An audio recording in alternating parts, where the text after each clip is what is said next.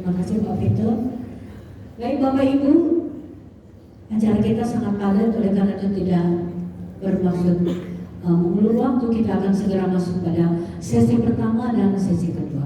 Sesi pertama akan dibawakan oleh Bapak Pendeta Marjan Sigalingging dengan judul kualifikasi Alkitabiah, Diaken dan Diakones. Bapak Pendeta, waktu kita hanya 40 menit, kami persilakan.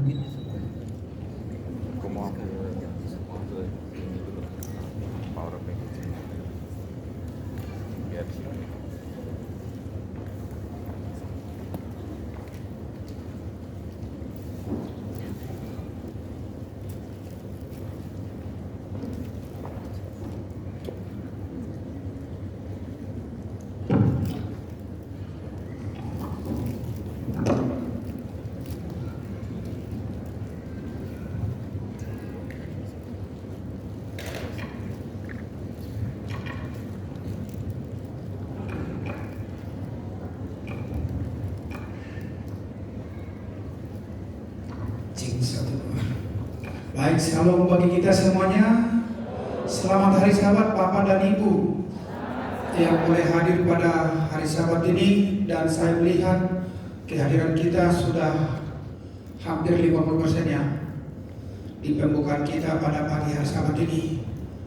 Saudaraku, saya beberapa kali berkeliling di Jakarta untuk bergereja, tapi sepertinya di acara sekolah Sabat rata-rata hanya 10-20% yang boleh hadir. Tapi hari ini luar biasa, sekalipun jauh 140 km lebih, rupanya para umat Tuhan dapat hadir tepat waktu pada hari Sabat pagi ini. Atas nama panitia kami menyampaikan terima kasih atas kehadiran kita semuanya di pagi hari Sabat ini, untuk kita boleh menikmati berkat Tuhan lewat acara kita untuk membekali para umat Tuhan, diaken dan diakones. Baik, boleh bisa nyambung.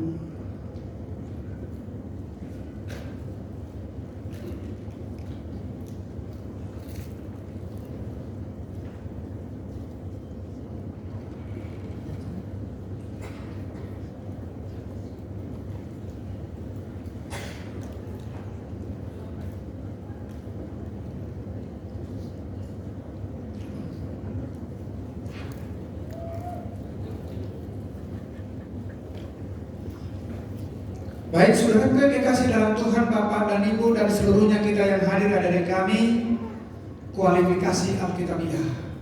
Apa sih yang dapat kita lihat dari kualifikasi dari Alkitab? Namun sebelumnya kita masuk dulu bahwa tema gereja kita pada tahun ini 2026 sampai tahun 2030 kembali kami sampaikan bahwa integrated formation, grounded in the Bible and focus in the mission. Hari ini saya masih membawa Alkitab. Masih ada? Siapa tahu karena jauh gitu ya. Masih ada yang membawa Alkitab? Masih ada kan? Karena ini jangkarnya Bapak Ibu. Kalau tidak ada ini, nggak mungkin kita bisa melayani dengan baik. Jadi kami berharap walaupun Bapak punya Alkitab di kantong masing-masing, tapi masih lebih enak membaca apa? Membaca Alkitab hard copy ini. Baik, terima kasih untuk kebersamaan kita hari ini. Saudaraku, gereja kita juga memiliki strategi plan untuk 2026 ini. Dikatakan bahwa kita harus bersekutu dengan Allah, kita memiliki identitas di dalam Kristus, lalu kita memiliki satu kesatuan di dalam Roh Kudus, dan setelah itu kita kembali memiliki satu misi untuk apa? Semuanya. Baik. Saudara-saudara yang terkasih dalam Tuhan, dalam buku Kisah pasal 6 ayat 3 ini menjadi satu kualifikasi menjadi seorang diaken dan diakones. Di sana ada 3 kata yang boleh kita lihat. Dikatakan yang pertama bahwa terkenal baik. Yang kedua dikatakan penuh roh. Dan yang ketiga penuh hikmat. Itulah sebabnya dikatakan, karena itu saudara-saudara, pilihlah 7 dari antaramu yang terkenal baik. Ya, yang pertama dikatakan terkenal baik, dan yang kedua penuh roh, Yang ketiga, penuh hikmat, supaya kami mengangkat mereka untuk tugas itu. Dalam buku tulisan elektronik Kisah Para Rasul, karena itu saudara-saudara, mereka berkata, pilihlah 7 dari antaramu yang terkenal baik. Kembali tulisan Roh Nubuat menyampaikannya. Dia katakan terkenal baik dan yang penuh roh dan hikmat, supaya kami mengangkat mereka untuk tugas ini, dan supaya kami sendiri dapat memusatkan pikiran dalam doa dan pelayanan firman. Nasihat ini diikuti oleh doa dan menempatkan tangan. 7 orang yang terpilih telah dihasilkan dengan penuh hikmat untuk kewajiban sebagai diaken dan diakenes. Bapak Ibu yang kami kasihi, dikatakan bagi kita supaya kita memiliki terkenal baik. Baik, dalam buku 1 Timotius kembali Alkitab menyampaikan bahwa demikian juga diaken-diaken haruslah orang terhormat. Jangan bercabang lidah, jangan penggemar anggur, jangan serakah, melainkan orang yang memelihara rahasia iman dalam hati nurani yang suci. Mereka juga harus diuji dahulu, baru ditetapkan dalam pelayanan itu setelah ternyata mereka tak tercatat. Demikian pula istri-istri hendaklah orang terhormat, jangan fitnah, hendaklah dapat menahan diri dan dapat dipercaya dalam segala hal. Diaken haruslah suami dari satu istri dan mengurus anak-anaknya dan keluarganya dengan baik. Inilah kualifikasi dari Alkitab, dan inilah yang kita akan boleh pelajari bersama-sama. Sesungguhnya apa sih arti diaken itu? Ini tidak terlalu kita perlu bahas karena sudah kita tahu. Dikatakan dia adalah pelayan jemaat. Saudara-saudara yang kasih dalam Tuhan, sebagai seorang pelayan jemaat, dia katakan bahwa harus terkenal baik.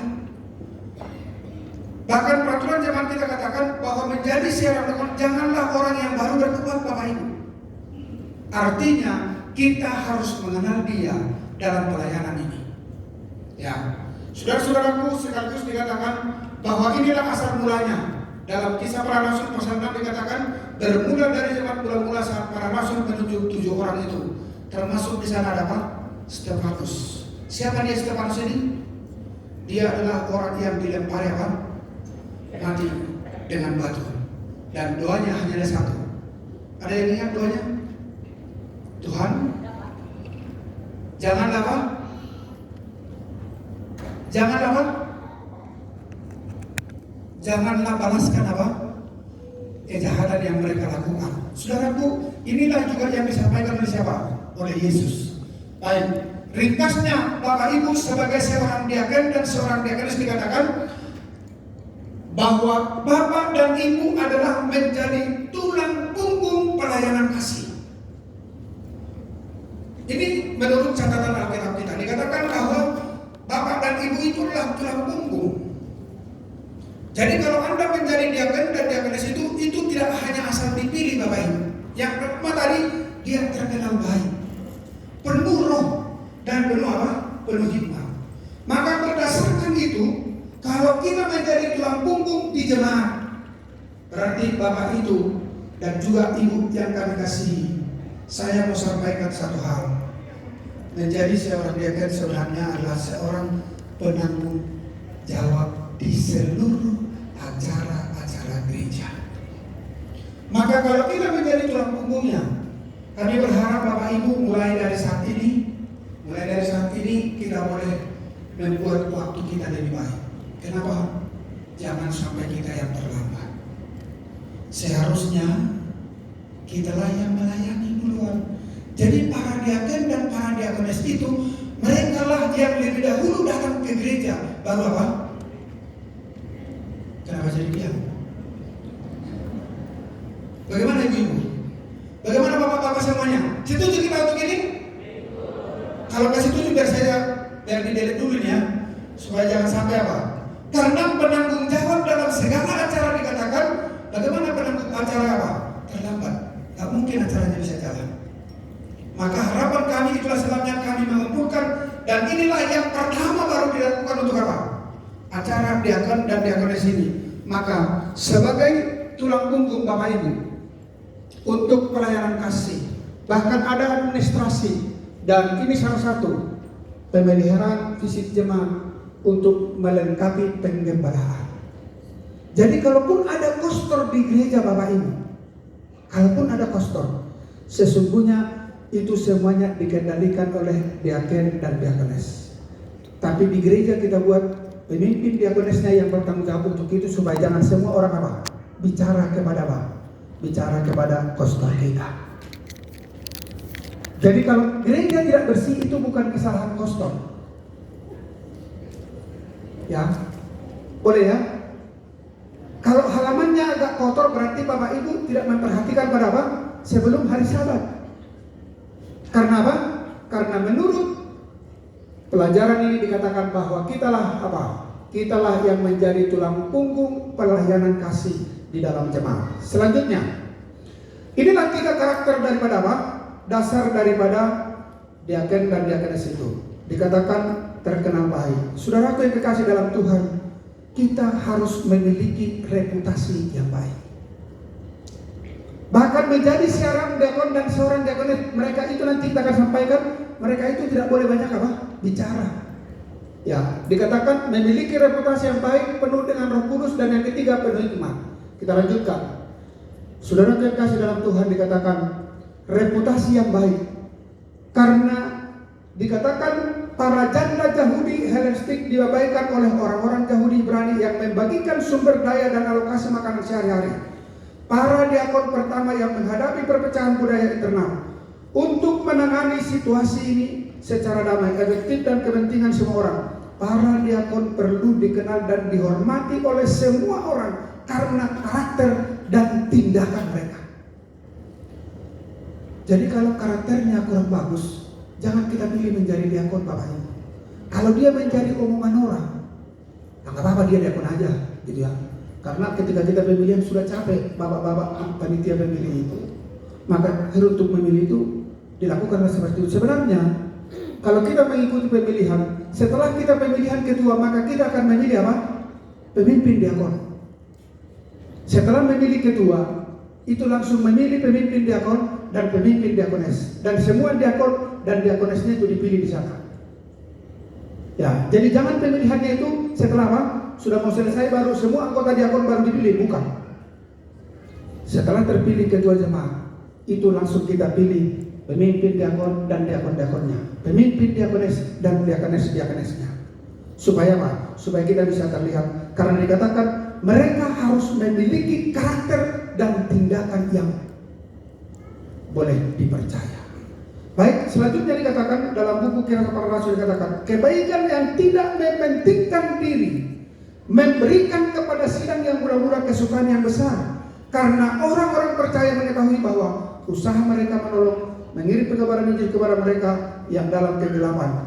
Kebajikan mereka membuktikan bahwa mereka tidak menerima rahmat Allah dengan sia-sia. Apakah yang dapat menghasilkan kedermawanan seperti itu melainkan penyucian roh pada mata orang-orang percaya dan orang-orang tidak percaya? Itu adalah mujizat rahmat. Dia katakan dalam buku Kisah Para Rasul. Selanjutnya, inilah hendaklah ia nama baik, baik penuh Roh Kudus. Saudaraku, dalam Efesus pasal 5 dikatakan, dan berkatalah seorang kepada yang lain dalam Mazmur, kidung jemaat, dan nyanyian rohani, bernyanyilah dan bersoraklah bagi Tuhan dengan segenap hati. Selanjutnya, ucaplah syukur senantiasa atas segala sesuatu dalam nama Tuhan Yesus Kristus kepada Allah dan Bapa kita. Dalam tulisan Roh dikatakan, dengan ajaibnya perkataan-perkataan yang digenapi sesudah kecurahan Roh Kudus, murid-murid sangat dipenuhi dengan kasih-Nya, dan bagi mereka untuk siapa ia mati, sehingga hati dilebur oleh perkataan yang diucapkan dan doa yang dipersembahkan kepada mereka. Mereka berbicara dalam kuasa Roh, dan di bawah pengaruh kuasa itu beribu-ribu orang telah bertobat. Jadi Bapak Ibu yang kami kasih, kehadiran Bapak dan Ibu, para diaken, sesungguhnya dikatakan ketika kita dipenuhi oleh Roh Kudus, hatinya dapat dilebur dan akan membawa beribu-ribu orang untuk apa? Untuk bertobat. Jadi jangan karena itu kan pekerjaan pendeta itu sama pemimpin PB. Kalau kita kan hanya mengurus gereja katanya, ya kan? Baik, selanjutnya dikatakan penuh hikmat. Dalam Kisah pasal 6 ayat 3 dikatakan penuh hikmat dari firman Allah. Belajar dari itu menerapkan, mempraktekkan, dia akan menjadi pelayan rumah Allah. Saudara, dikatakan kita harus belajar apa dikatakan? Menerapkan. lalu dipraktekkan, jangan disembunyikan. Ya, kalau ada makanannya di rumah, dibagi sama tetangga juga boleh. Itu coba apa?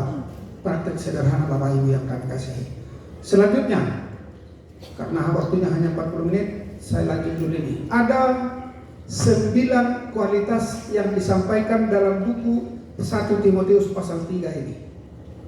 Yang pertama dikatakan bahwa diaken itu adalah orang terhormat. Yang kedua, jangan bercabang lidah. Selanjutnya, dan saya teruskan dulu ini. Kita mulai yang pertama. Seorang yang bernama Alexander Strauss katakan, gereja bukanlah sekedar masalah hidup dan mati, tapi gereja adalah masalah kehidupan kekal dan kematian kekal. Jadi kalau gereja itu punya iman, maka mereka akan memiliki apa? Kehidupan yang kekal. Dan tapi kalau mereka tidak punya iman, maka mereka akan apa? Akan memiliki kematian yang kekal. Selanjutnya, jangan bercabang lidah. Saya sampai hari ini pakai doa belum pernah melihat orang yang bercabang lidah. Nggak tahu Pak Pendeta Sucianto ini sudah pernah? Kenapa Alkitab katakan ini bercabang lidah? Ada yang pernah lihat manusia bercabang lidah? Saya hanya lihat ular. Ya. Jadi saudara yang dikasih dalam Tuhan, dikatakan bahwa apapun arti yang tepat, istilah ini melarang bentuk manipulasi. Artinya seringkali manusia melayani tidak tulus. Seringkali pembicaranya menipu. Dia katakan iya, tapi dia tidak mau melakukan. Saudaraku, Bapak Ibu yang kami kasih, saya ambil contoh sederhana. Mungkin kita katakan kepada anak kita, "Mam, begini-begini." "Ya, nanti ya," katanya. Tapi sampai hari ini tidak terjadi. Ya, itu contoh sederhana, saudara. Kita mungkin seringkali janji kepada anak kita karena kita pikir itu nggak apa-apa. Padahal kita mencontohkan dan mempraktekkan serta menghidupkan satu kehidupan yang menipu. Ya, hati-hati Bapak Ibu. Di balik lidah penipu adalah pikiran penipu. Ya, di balik lidah penipu, rupanya dari pikirannya juga muncul secara positif. Istilah ini menekankan integritas dalam berbicara, ketulusan dan bersikap benar. Jadi seorang diakon itu harus dapat mampu memiliki satu integritas. Ya, seorang diakones juga harus mampu dia punya integritas Bapak Ibu. Jangan sampai Anda disampaikan apa? Itu adalah pembohong. Ya. Ada saya pernah mendengar dan saya pernah mencontohkan bahwa ada orang katakan dari 10 pembicaranya hanya 1 yang apa? Yang bisa dipercaya. Dari 10. Janganlah hendaknya diantara diakon dan diakones yang hadir pada hari ini memiliki hal seperti itu. Tetapi kita harus memiliki integritas Bapak Ibu. Kita menjadi seorang diakon itu harus dapat dipercaya. Itulah sebabnya saudara yang dikasih dalam Tuhan, bahwa dikatakan dalam buku Keluaran pasal 20, jangan mengucapkan saksi dusta tentang apa? Sesamamu manusia. Kemana saja suatu pengaruh digunakan untuk menyebabkan manusia melupakan Allah, di sanalah setan menggunakan kuasanya yang mempesonakan. Jadi kalau Anda hanya bertindak melalui pikiranmu sendiri, sesungguhnya Anda meniadakan Tuhan, maka setan akan menggunakan Anda. Lalu dikatakan penggemar anggur. Dalam buku Membina Pola Makan di halaman 43 dikatakan, pada nenek moyang kita yang pertama, keinginan tidak bertarak telah mengakibatkan kehilangan Eden. Pertarakan dalam segala hal lebih banyak hubungannya dengan pemulihan kita ke Eden daripada yang kita sadari. Selanjutnya, kualitas pribadi ini juga dapat diringkas dalam kesederhanaan. Dikatakan, ini tidak hanya berlaku untuk minum terlalu banyak anggur atau alkohol. Ini juga berlaku untuk kecanduan apapun yang mengalihkan perhatian kita dari Tuhan, dari keluarga kita, dan dari pelayanan kita dalam pelayanan. Selanjutnya, setiap kecanduan yang mengalihkan perhatian kita dari Tuhan, kecanduan yang mengalihkan kita dari Tuhan, menciptakan celah bagi dosa untuk berakar dalam kehidupan seorang diaken atau diakenes yang berdampak pada pelayanan dan integritasnya di gereja. Di era modern ini ada banyak bentuk kecanduan lain selain terlalu banyak minum anggur. Ada kecanduan modern meliputi makanan, ada hobi, ada olahraga, bermain atau menonton, atau internetan, atau facebookan, atau yang lain sebagainya. Itu membawa kita kepada apa? Jauh daripada Tuhan. Siapa yang suka nonton drakor di sini? Ada? Gak berani ya? Gak berani, itu jangan. Padahal dia suka ya. Boleh ya? Dia katakan apapun itu yang dapat membawa Anda jauh karena kebiasaanmu untuk melakukan satu apa? Itu adalah bahwa kita masih kurang bertaraf, Bapak Ibu. Ya, jadi perlu bertaraf. Karena kalau dikatakan vegetarian itu salah satu dari pertarakan, gitu ya. Jadi yang sekarang ini mungkin Anda sudah vegetarian, tapi Anda masih apa? Masih banyak seperti makan, atau mungkin hobi, atau mungkin menonton, atau mungkin olahraga. Itu perlu apa? Perlu kita kembali mengingat Tuhan. Jangan serakah. Bapak Ibu yang kami kasihi, seorang diaken dan diakenes, mereka harus menjadi orang yang tidak serakah. Serakah itu juga sama dengan mencuri. Ya, serakah itu juga sama dengan mencuri. Penyalahgunaan keuangan gereja dalam bentuk apapun membawa gereja dan pelayan gereja ke dalam bahaya. Ya, dikatakan seperti itu, penyalahgunaan keuangan gereja. Lalu yang kelima, memelihara rahasia iman. Berapa menit lagi? Sudah hampir. Masih ada beberapa lagi nih.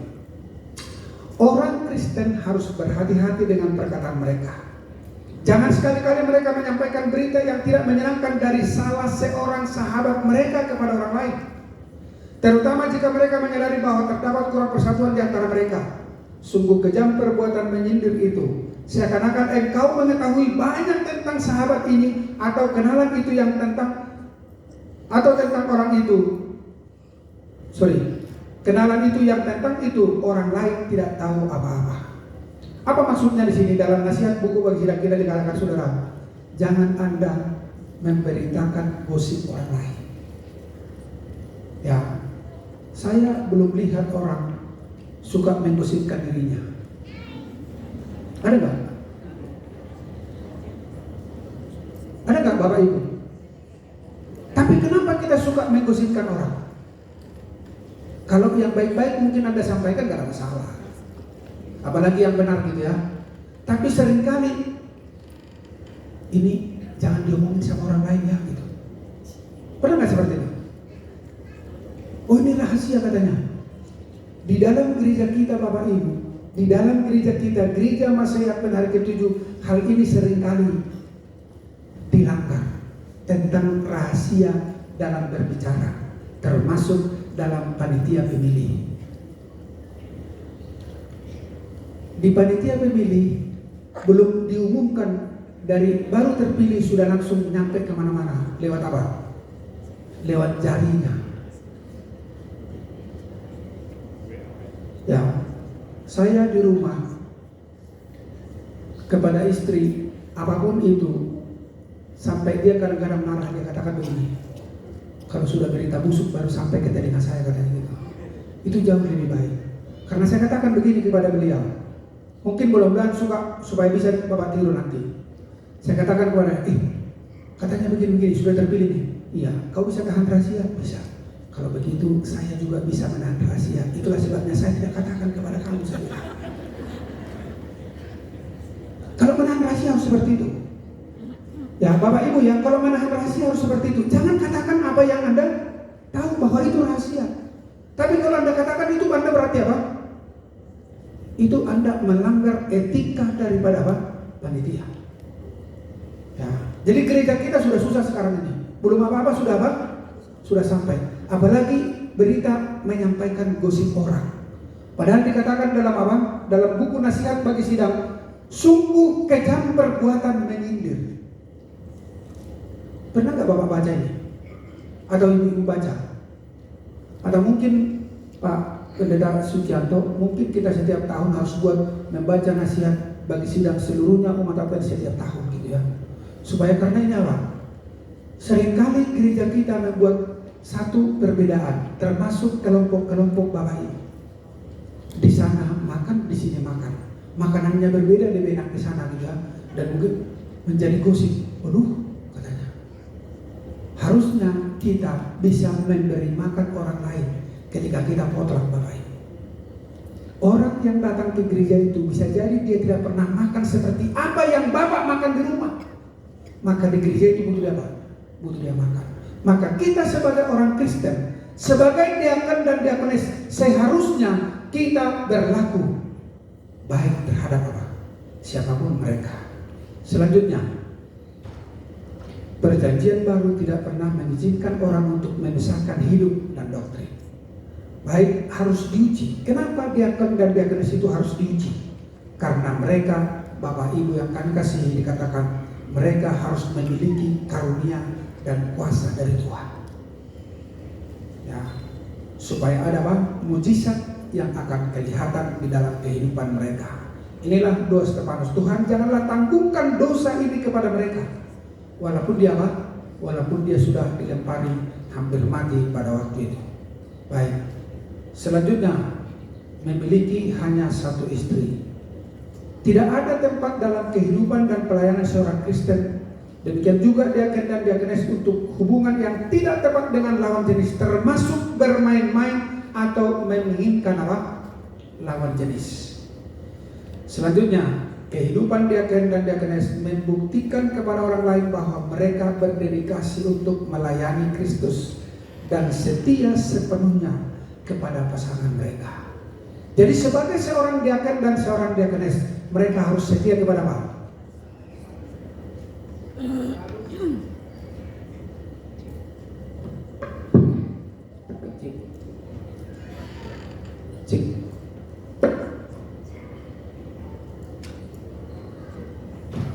Baik, seorang diakon juga dan diakonis, mereka harus apa?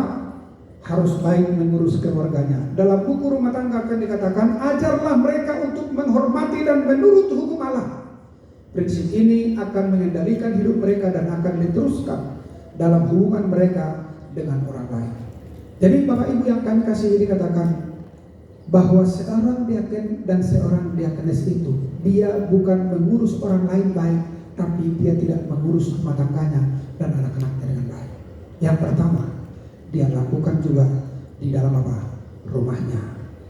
Selanjutnya dikatakan bahwa contoh dari diakon dan diakonis yang diberikan kepada anak mereka adalah bukti, bukan hanya di rumah dan di gereja mereka, tetapi kemana saja pun mereka pergi, tetap apa? Menjadi seorang pelayan Tuhan.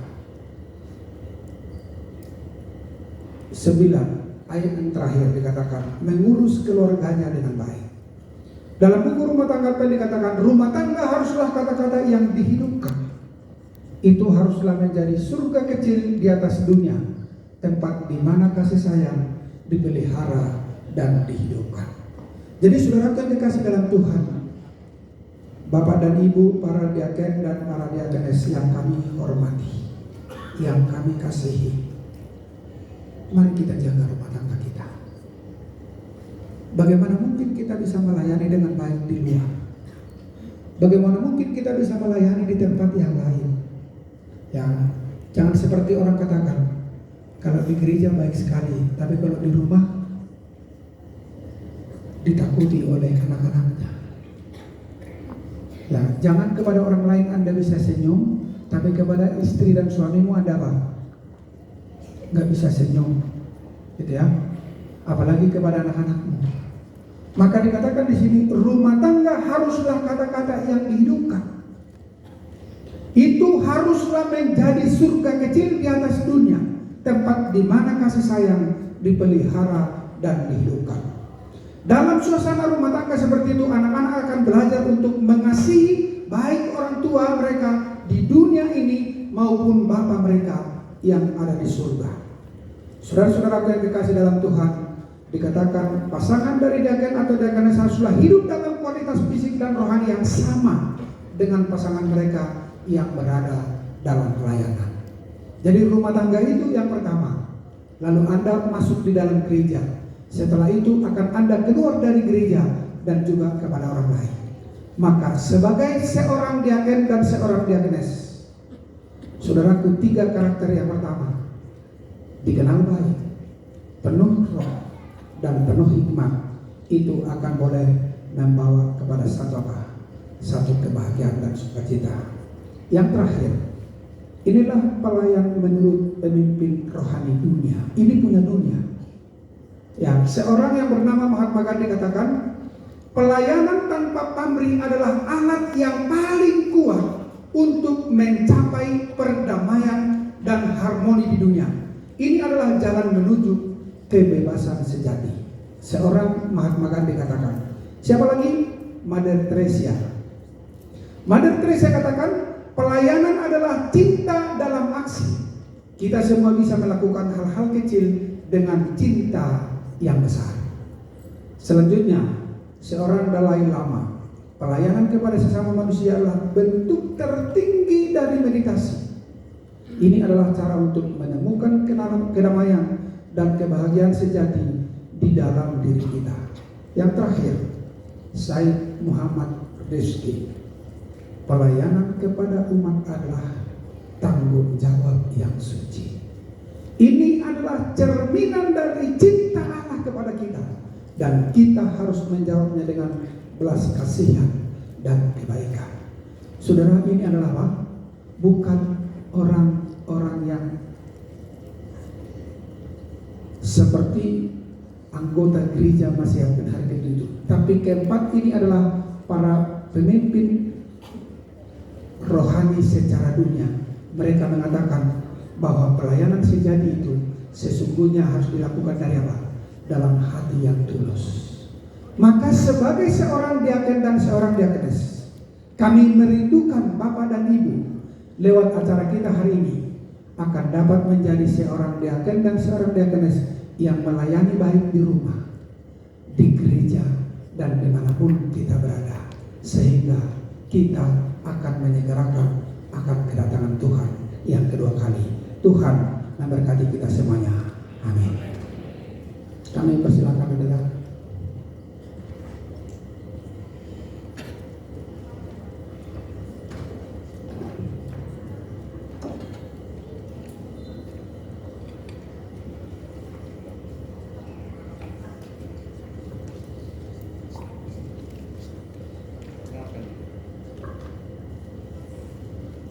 Baik, acara kita selanjutnya akan dilakukan oleh hamba Tuhan Pendeta Sucianto. Beliau adalah sekretaris